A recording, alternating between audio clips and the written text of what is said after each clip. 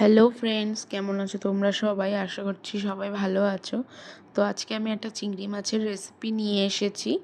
তো প্রথমে চিংড়ি মাছগুলো নুন আর হলুদ মাখিয়ে সর্ষের তেলের মধ্যে ভাজতে দিয়েছি। এখানে লাল লাল করে কিন্তু চিংড়ি মাছগুলোকে ভেজে নিতে হবে। তো দেখতেই পাচ্ছ লাল লাল করে চিংড়ি মাছগুলো ভাজা হয়ে গেছে।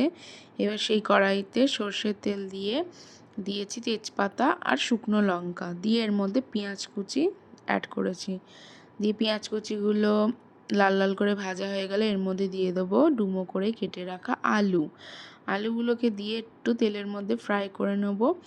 নিয়ে তার মধ্যে দিয়ে দেবো টমেটো কুচির সাথে দেব লবণ, যাতে টমেটোগুলো তাড়াতাড়ি গলে যায়, সেই জন্য টমেটো কুচি দেওয়ার পরে লবণটা দিলাম। দিয়ে এর মধ্যে কিছু মশলা অ্যাড করব। দেব হচ্ছে হলুদ আর দেব আদা রসুন বাটা দিয়ে ভালো করে যতক্ষণ না গন্ধটা চলে যায় ততক্ষণ একটু কষিয়ে নেব। তারপরে দিয়ে দেবো কাশ্মীরি লঙ্কার গুঁড়ো আর দেবো 1 চামচ জিরের গুঁড়ো।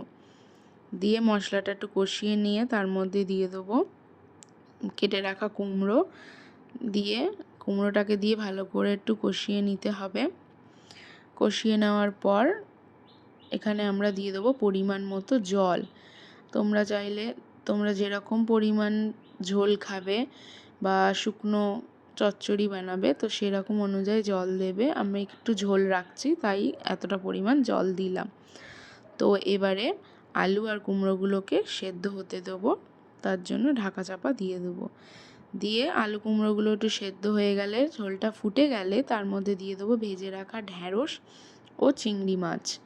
দিয়ে ভালো করে 5-10 মিনিট মতো ফুটিয়ে নেব ঝোলের সাথে। ঢ্যাঁড়সগুলো যেহেতু ভাজাই ছিল তাই সেদ্ধ হতে বেশিক্ষণ লাগবে।